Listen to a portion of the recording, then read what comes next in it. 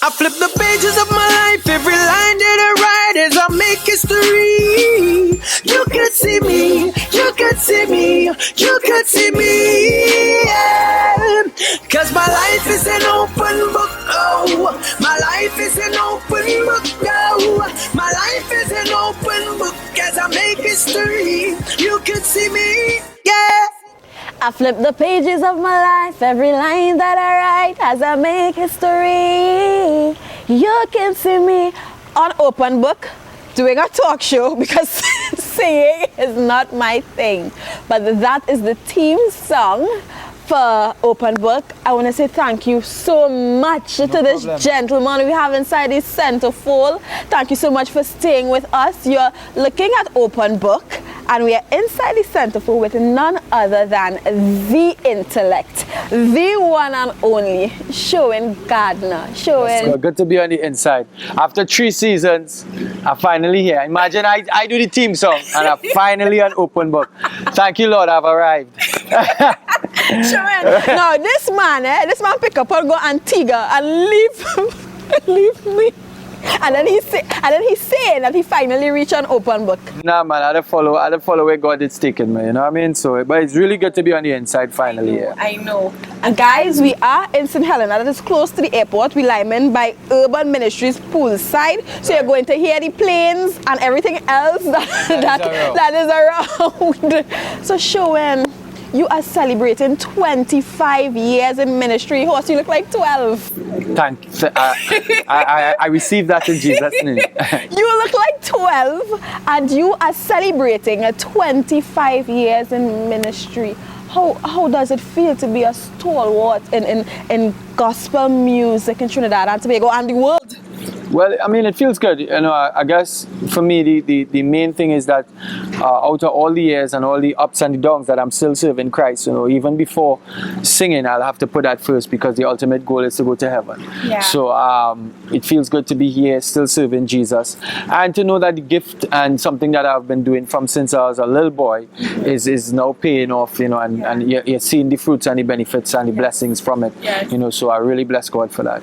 Sherwin, before we go even further, I understand that a lot of the gospel music ministers that we have now, I don't know if I should say prodigies, but you supported everybody, you know. Tell us about that journey in terms of nurturing the young and upcoming gospel music ministers. Well, first I'll have to start with, you know, from beginning. A lot of people don't know that I started singing from the age of 5. And then I would say when I was just about 10 years old is when I truly understood ministry while singing in a spectacular forum. It's the first time I actually felt like the anointing come over my life and I started to understand what ministry is. And from then I continued singing. Some people know me from 12 and under. Yes. And then after 12 and under, I even was on it was a scouting for talent. But when I left school, I was always into production and into music production. So a lot of the producers who I met along the course of my life, you know, as a little boy recording, because I also represented Trinidad in that was a gospel music fest in Suriname, right? Where I came third, I think, at that time, and I was really, really young, you know. And I kind of stayed in touch with a lot of the producers, so I started to learn production. And it's funny that we're here in Urban Ministries because the pastor here, Pastor Ashok Betru, was the first man to take me to the States. Right. And on that trip, I started to buy equipment one by one. And that's how I got into production. So from in 1995, while in school, I was still building pieces of studio, and from there we started the flow. At that time it was Judah songs. Mm-hmm. So a lot of the main artists that you see came up throughout the years, passed through Judah songs, and then from Judah songs in 2001 we became Flow Masters Records.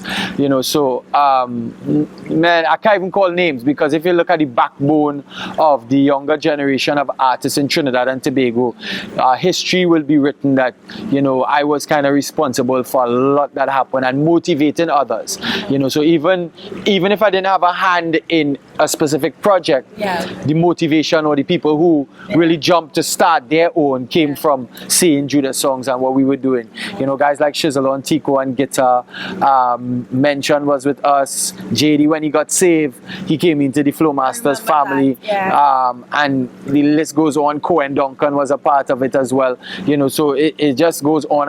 And then you have the people now who wasn't a part of the Judah Songs family, but they were recording in the studio, you know, so it's been a really long journey. Yeah. And I mean, guys, when I asked Sherwin, I initially asked Sherwin to do the billboards for Open because he's good like that, he into graphics and all of that. When I get the thing, I hear a song, I say, oh my gosh. So, you know, it is innate in you to support, isn't it? Is Yeah, definitely. innate in you to go the extra mile. And on behalf of all of those artists and, of course, Open Book, thank you very, very much. We really appreciate it. You mentioned you started singing at age 5.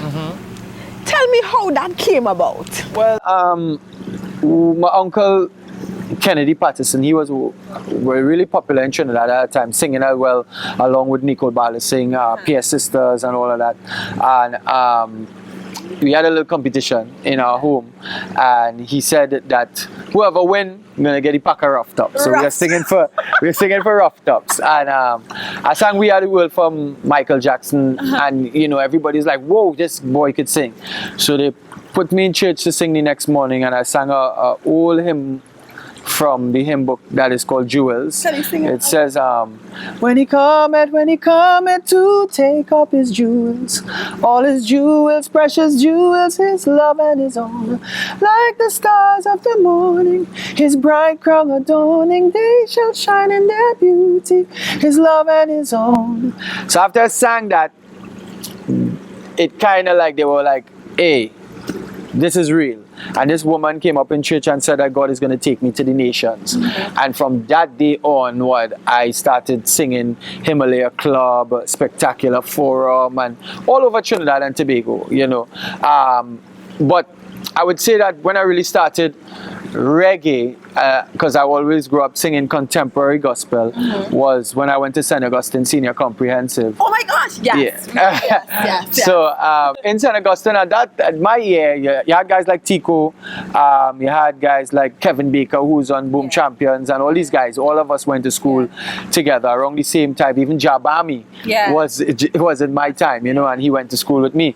So, you know, these guys would be DJing, and they always wanted somebody to be the sing J. Right. And I didn't really know about reggae and these things. So what I did, I came and I just singing little hooks, and you know, after I started to develop and started to freestyle, and that's how the whole reggae evolved for me. And when I started to do it in church, I remember that at that time that was like, you're singing devil music. Oh my gosh. You know what I mean? Like, so what is that? I was one of the persons who had to actually pioneer and work hard and toil to get people to accept gospel reggae, because they had to understand, and a lot of times I have to tell even artists now that is not necessarily because of the beat, is because people can't understand the message. And the important thing is to make sure that whatever we sing, people could understand the message and hear the lyrics. That is the only way it will make a difference. All right, Sherwin, we must take a break. So stay with us. We are inside the Centerfold with Sherwin Gardner. When we return, we're going to get a little more intimate. We have the where we going game to play with him, and of course, #1 on iTunes, Sherwin Gardner. Stay with us. We'll be right back.